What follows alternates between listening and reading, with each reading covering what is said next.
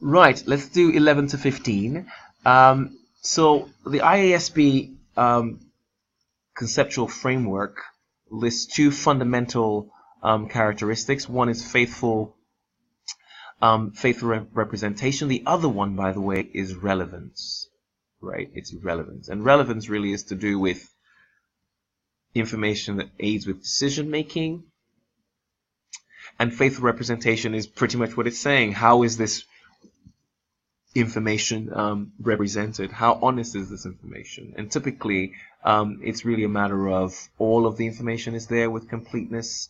It is free from bias, and it is free from error within, of course, the boundaries of materiality. So prudence is not. Prudence is an accounting concept. It's an accounting concept. Here we're really talking about information, characteristics of the information. So this issue of characteristics of fundamental is to do with information. So information must be two things: relevant and faithful representation. So the answer here is D. This is an accounting concept. Right. Great. So number 12. Let's move on quickly into this. Which of the following are advantages of principle-based, if you like, framework? So it definitely avoids firefighting. And firefighting is literally what it's saying, that you're literally, if you go around dealing with problems as they arise, it prevents that scenario of just dealing with problems as they pop up. If you already have a plan in place, then that's pretty good. So you're not just sort of dealing with things as they happen. So that's definitely correct. It allows us to deal with complex transactions which may not be specifically covered. So yeah, because you see the idea of a principle, the other option would be having a rules-based approach. Right? That's the other thing. And we don't really want a kind of rules-based, well, we don't use a rules-based approach in the UK. We have a principle-based approach, which is very much about what would a fly on the wall think about this, if you like, what would a rational man think. So it means that we can deal with complex transactions within the space of, or the context of principles. And they are harder to circumvent because it means that, again, like I say, it's what would a rational man say. Again, where are we? Yes, so a set of rules. It is not a set of rules. And accounting standards can be developed and agreed in relation to agreed principles. And yes, these are all true. So the answer here is D, with the fourth one being incorrect.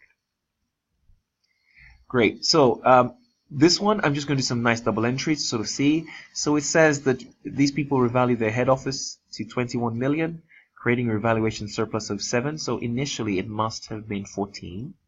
Let me change my pen color. And it says that they revalued it, so you have a revaluation reserve of 7, so that's your asset. And this happened on the 1st of January 2005. So by the 31st of December 2008, what do we have?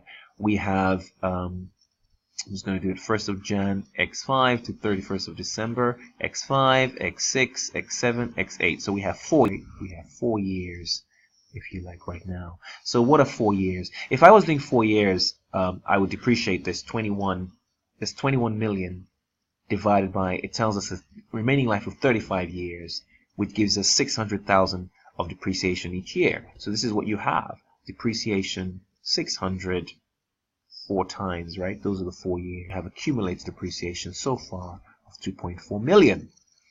But it tells us that we're allowed to make annual reserves for excess depreciation. So the scenario before the revaluation was 14. And if we divide 14 by 35 years, the depreciation would have been, using a different pen color, right, 14 divided by 35 would take us to 400,000. So we would have had 400,000. So now we're putting 600,000 through, but we're really saying, oh, we can transfer, if you like, just enough to net off. So if I transfer 200 from here each year to kind of bring it back down, if I bring it back down to 400, that's what I'm ultimately doing.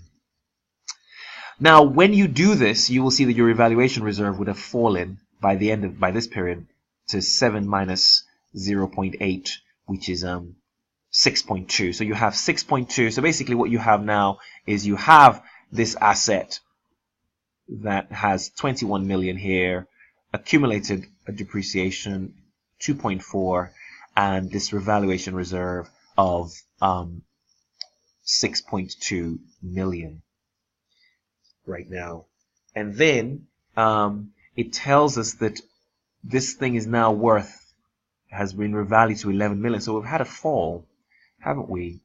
So really, ultimately, this asset is now worth 21 minus 2.4. 21 minus 2.4, which is 18.6 million. I mean, I'll do the double entry, but just conceptually, it's now worth 18.6 million. So it's fallen, if you like, all the way down to 11 million. So the double entry ultimately really should be 2.4 here.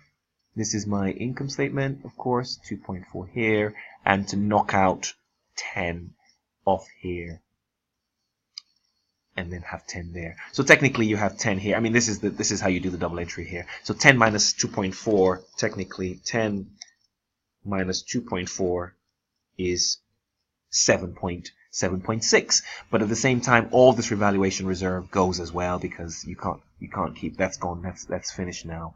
So you have 6.2 kind of coming out of there as well, because it doesn't exist. It's now worth 11 million. So really, in effect, what you really do have affecting your income statement is really the 7.6 minus the 6.2, which gives you a sort of carry down of 1.4.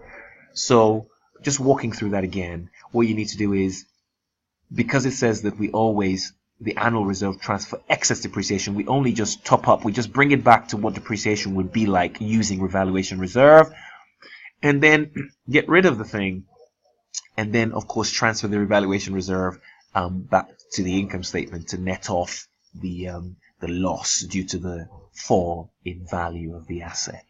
Great. So that brings you, that 7.6 minus 6.2 brings you to 1.4 million. Cool. Great. Then let's move on. Question 14. We have 2 more to go in this next cycle.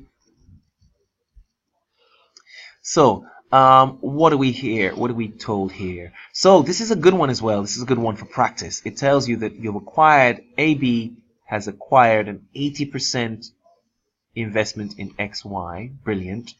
And this is what consideration is. So consideration is that you have transferred 500 of your shares with a nominal value of £1 each and a market value on the day of £3.50. So you have 500,000 shares at £3.50. It's definitely part of it. So we can do that first of all. 500,000 times £3.50 is equal to 1.75 million. That's the first thing. You will also pay £408 million. What's that? And then it says that you will pay £1 million on the 1st of January 2003. So we need to find the present value of this, right? So if this is 2003, 1st of Jan, I'm paying £1 million. If I come back all the way now, so this is 1st of Jan 2002, this is 1st of Jan 2001. So I need to basically come back 2 years, and I'm told that this is the point. The interest rate is 9%. So I need to work backwards. So I need to divide 1 million divided by 1.09, and then do that again. Divide this whole thing by 1.09. So in the end, you end up 0 squared. And when you do that, you should arrive at a figure of 842,000, or 0.842, and that brings you to a nice figure of 3 million. We don't include legal and professional fees in consideration. These are expenses. Right, so the answer is B. And finally, for this video, we have Question 15. Oh, this is IAS. The IAS to do with agriculture. IAS 40, I believe. 41. IAS 41. IAS 40 is investment properties.